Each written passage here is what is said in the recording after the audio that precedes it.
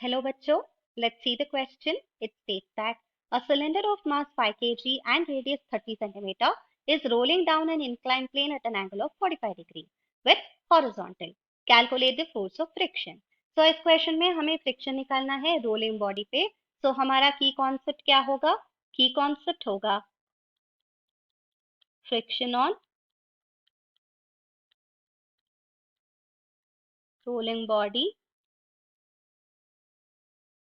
along incline.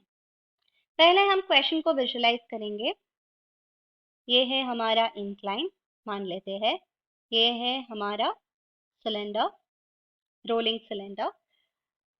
इस rolling cylinder में various forces act कर रहा है. वर्टिकली डाउनवर्ड mg है. इसको हम रिजॉल्व करेंगे तो हमें मिलेगा along the incline mg sin theta and ऊपर फ्रिक्शन.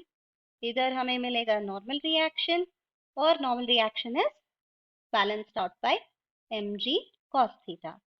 हम लिख सकते हैं इस इक्वेशन से रोलिंग हो रहा है along the incline, therefore mg sin theta minus friction is equal to ma.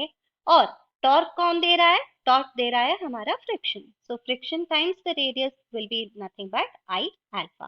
सो इन दोनों इक्वेशन को हम सॉल्व करेंगे तो हमें मिलेगा फ्रिक्शन का एक्सप्रेशन. सो पहले हम एक्सेलरेशन को निकालेंगे, फिर फ्रिक्शन को निकालेंगे. So mg sin theta minus ये हो जाएगा alpha is A divided by R. So ये हो जाएगा A divided by R square is equal to M A. So हमें मिल जाएगा एक्सेलरेशन का value.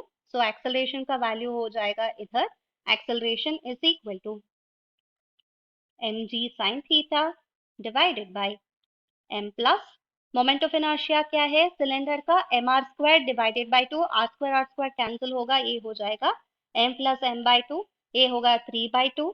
So 2/3 g sin theta 2/3 times 10 times sin theta which is 10 1/√2.